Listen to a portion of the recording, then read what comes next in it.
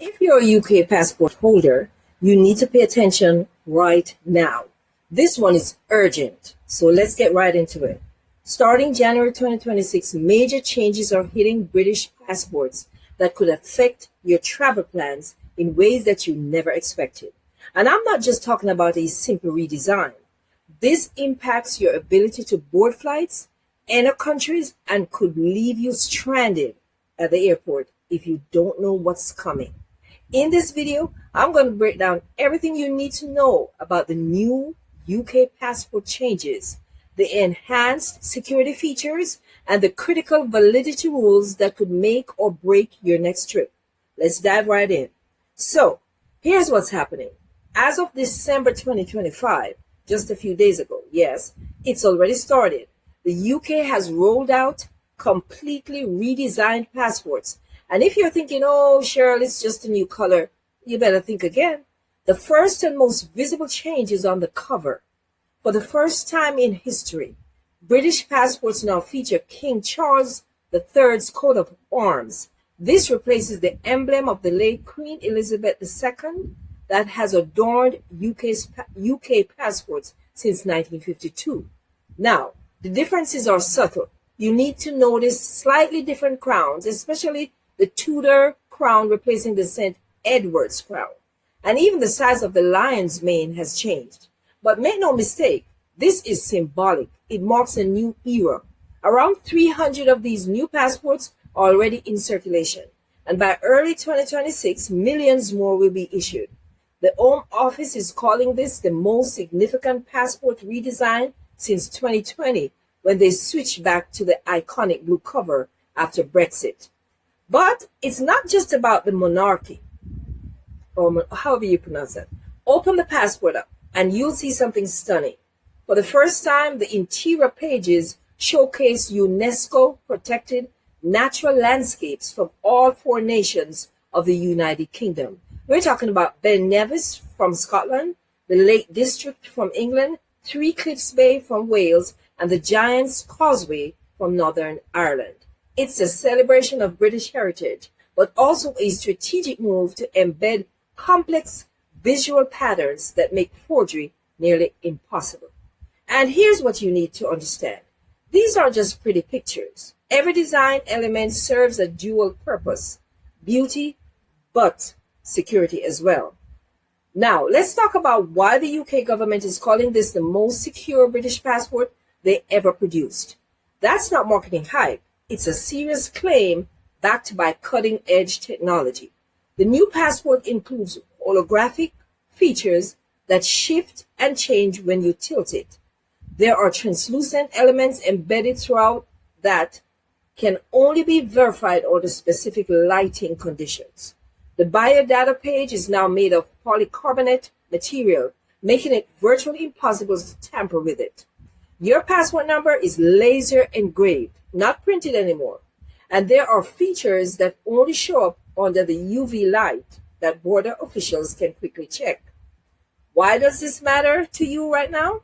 Because this is part of the UK's larger border security strategy.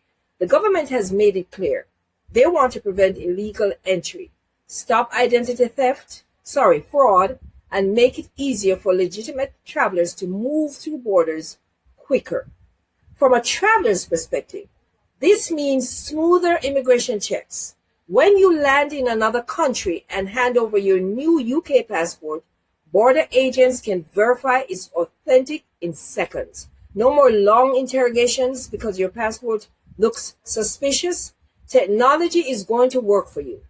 And here's a crucial point. Since 1915, when the first modern British passport was introduced, the UK has been adding security features. The first watermark came in 1972. Since then, dozens of complex patterns, microprinting, and now these advanced holographic features have been added. This 2026 redesign is simply the latest evolution in keeping British passports one step ahead of criminals and counterfeiters. Now, I know what you're thinking. I just renewed my passport last year, Cheryl. Do I need to get a new one? The answer is no. And this is critical. The Home Office has confirmed that all passports bearing Queen Elizabeth II's coat of arms remain fully valid until their expiration date.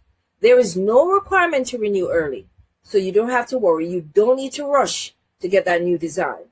But when your current passport expires, that's when you'll automatically receive the new version. But here's where it gets interesting. If you're planning major international travel in 2026, you need to check your passport's expiration date right now. And I'll tell you why. And I don't mean just checking that it hasn't expired. You need to understand there's a validity rule that could ground you before you even leave the UK. Many countries require your passport to be valid for at least 6 months beyond your travel dates. Some countries, like those in the Schengen area, they require at least 3 months of validity after your departure date. And here's the kicker. Some also require that your passport was issued less than 10 years ago. So even if your passport shows an expiration date that's technically valid, if it was issued more than 10 years ago, you could be denied boarding. Airlines are strict about this too because they face massive fines if they allow passengers to travel without required documentation. The UK government's advice is simple. Check your passport validity well in advance of any travel. If you're within 9 months of expiration, consider renewing now to avoid the last minute stress. I hope that sinks in because this is so important. Yes, I got more for you now. The new passport is just one piece of massive transformation happening at UK borders right now. And if you travel internationally, or if people visit you in the UK, you need to know about the Electronic Travel Authorization System, or what they call the ETA. Starting February 25th, 2026, visitors from 85 countries, including the United States, Canada, Australia, and most European nations will need an ETA before they can legally travel to the UK. This includes people taking connecting flights through UK airports. Think of it like the ESTA system that the United States uses. You apply online, you pay £16, and if approved, you get digital permission to travel to the UK for multiple visits over 2 years. Most applications are approved within minutes using the UK ETA app. Now, British and Irish citizens don't need an ETA, but here's a critical warning from the UK government. If you're a dual British citizen traveling on a non-British passport, you could be denied boarding after February 25th unless you can prove your British citizenship. The government strongly recommends dual citizens carry a valid British passport or certificate of entitlement to avoid any of these problems. This is part of the UK's plan to fully digitize its immigration system. Everyone entering the UK will need digital permission, either through an ETA, an e-visa, or an actual visa. No permission, no travel. It's that simple. And this isn't just about the UK.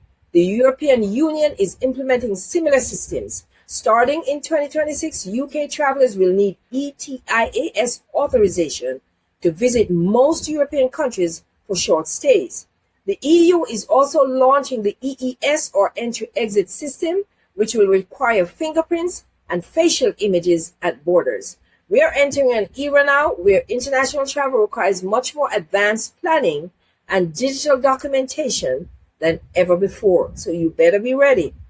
Okay, so now what does all this mean for you practically? Let me paint a picture. Imagine you're planning a trip to France in March 2026, 2 months from now. You check your passport and you see that it expires in August 2026. That's 5 months after your trip. You think you're good to go, but here's the problem. Many European countries require your passport to have at least 3 months of validity beyond your departure date. Plus, they require that it was issued less than 10 years ago. So if your passport was issued before September 2016, even though it's technically valid until August 2026, you'll be denied boarding because it violates the 10-year rule. You arrive at the airport, bags packed, excited for your trip, and the airline won't let you board. Your vacation is pretty much canceled. Just like that.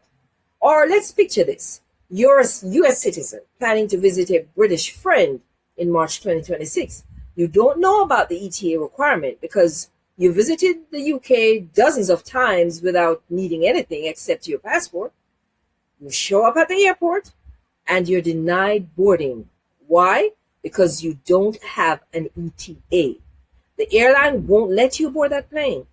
These aren't hypothetical scenarios. This is already happening to travelers who don't stay informed about the changing travel rules.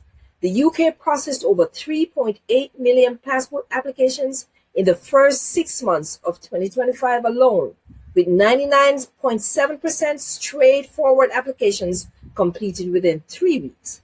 But that's only if you apply early. If you wait until the last minute, or if your application requires additional documentations, you could face delays. The UK Passport Office's advice is clear. Apply in good time. Don't wait until you have a trip booked or a trip coming up. Check your passport now. And if you're within 9 to 12 months of expiration, start the renewal process now. Now let's zoom out for a second. Where does the UK passport actually rank globally? According to the Nomad Capitalist Passport Index, the UK ranks 35th, believe it or not. That might surprise you. Malta holds the number 1 position. These rankings consider factors like visa-free travel access, global perception, ease of dual citizenship, and how welcome passport holders are around the world. The UK passport still grants access to approximately 190 countries without a visa or with visa on arrival, which is very strong. But sorry to say, it's not the powerhouse that it once was. This is part of why the UK government is investing so heavily in passport security and border technology. They want to maintain international trust in British travel documents. Enhanced security features make UK passports harder to forge, which means more countries are more willing to grant UK citizens easy entry. And this is a global trend. Australia, the United States, Canada, and most European countries, or nations I should say, are all upgrading their passport security and implementing digital pre-travel authorization systems. We're seeing a fundamental shift in how international borders operate. The days of just showing up at the airport with a passport and boarding a flight are ending. Now, don't get scared. You just need to research entry requirements, apply for digital authorizations weeks in advance, and ensure your passport meets specific validity criteria that vary from country to country. So, here's your action plan. First, you should check your passport's expiration date right now. If it expires within the next 12 months, start the renewal process. Second, if you're planning international travel, research the specific entry requirements for your destination. Don't assume your passport is enough. Third, if you're visiting the UK from abroad after February 25th, 2026, make sure you have an ETA or the proper visa. The new UK passport with King Charles coat of arms is more than just a design change. It's part of a massive transformation in global travel security. The sooner you understand these changes, the smoother your travels will be. If you found this information helpful, please hit that like button below and subscribe to the channel for more travel updates. And please drop a comment. Are you getting the new UK passport? Is it time for you to renew? Have you run into passport validity issues before? Let me know your experiences. Maybe I can use that information for another video like this one. And I would love to do that. And please make sure you hit that notification bell so that you don't miss the next video, where I will share more travel changes that you need to know before your next trip. And please check out all the travel resources that I have below in the description. All the links are there. And until then, safe travels, everyone. And thank you so much for watching.